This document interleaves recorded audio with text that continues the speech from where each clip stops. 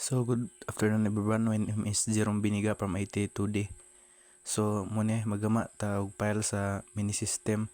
So Java application so pangalan to siya og assignment kay mo man ang naka-assign. So if finish na, then doon ta sa source package, then tuplokon to new, tapos magama tag gframe, then same lang ang pangalan. So assignment gyapon ang atong ibutang, then finish. So sa kilid na butangan to nag-assignment, then first of all butangan to siya og panel. So magbutang sa ko og panel, guys. So gaman doon ko sa properties, tapos background. So butangan to ang background. Then ang kilid na atong butangan og kanang assignment.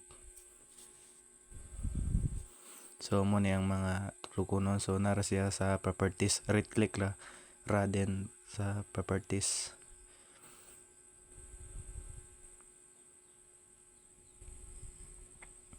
So choose gyapon ta og color niya. So nigkaman ana press na to ng okay na. So mo na siya ang output.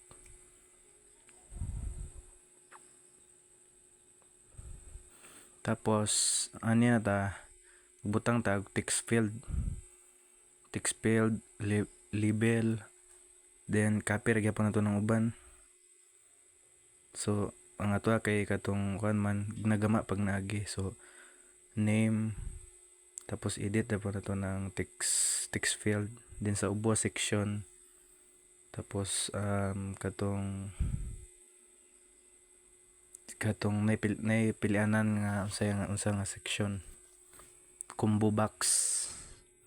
So mana choose puta ana ka maka kuha sa mga bold nga unsay gusto nimo sa fonts, dak-an nimo. So muna gamyan dak-an, drag ra na siya. So gi-copy ra para di na ka magtuplok-tuplok sa kanang iyang properties uban. So ato ra nang i-rename. So section, tapos magbutang na buta og text field, di combo box para makapili kung asa nga section. So sa kinuha na dili pa man na mauzad, so ato pa nang i-edit.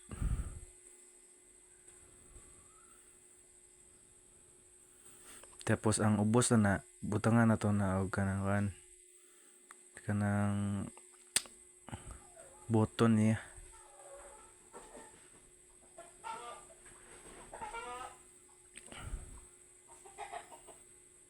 Silbing mo to ang mo function kung tuplukon. So unja na may lang na unja ni output.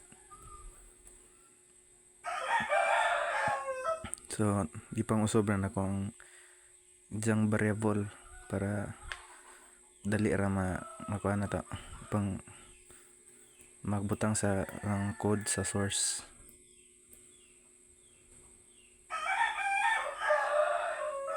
So i-right click ra na, tapos na may swat dayon na sa change variable.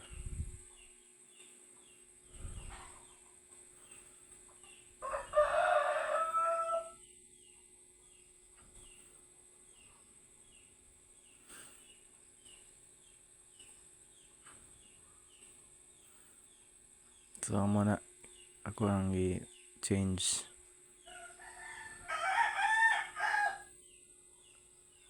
Then usbon pa din na siya kanang naka-label sa yang kilid bitaw sa combo box. Dapat pa na mabutang na ang section A, B, C ug D.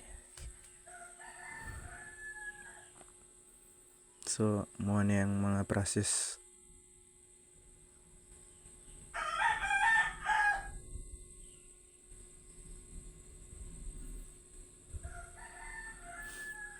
So muna gibutangan ako og submit mga button.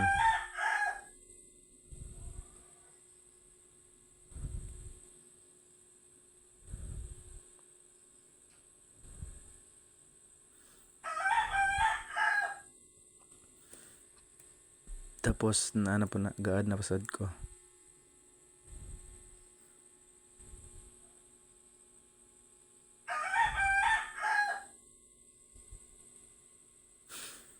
So ang muna iyang label sa kintay ka ng anig submit, mabutang ato ang student information kung unsa ang na kanang nahatag nimo sa name and then section.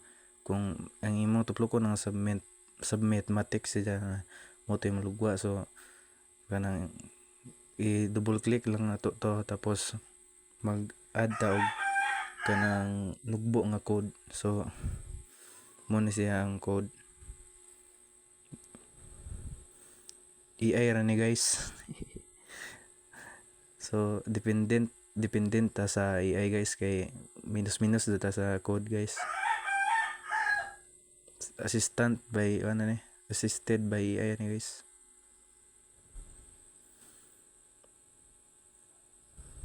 So muna siya.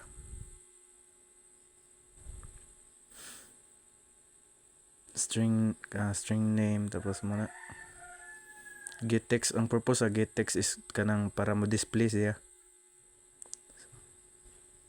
Set text pod ang muna ang katong iset kung unsa ang kanang imong gusto nga output. Then sa name man to sa ibabaw, then sa ubos pod kay ang duha man to name and section, so ang ubos at sa section na po siya. So string kay kanang array of characters man gyapon siya, dili man siya numbers. So mo ra gyapon ang method ang nare keyword nga pulihan.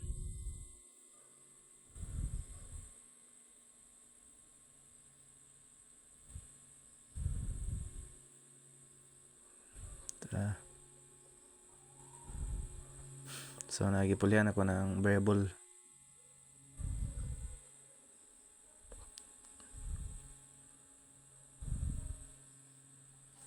Para dali ra na mahalata ba, dali ra mailhan.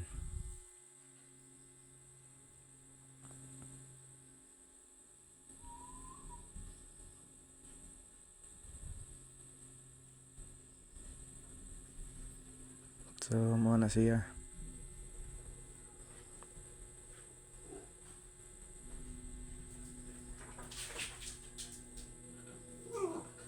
So mo ni siya. So yan na to ang output. So i-run na to ang code.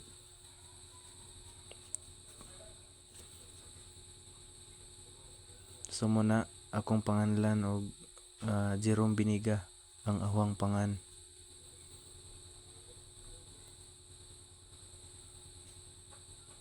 Tapos mag-select ko sa section sa kinabsan sa 2D. Tapos i-click na ko, automatic display ang information. So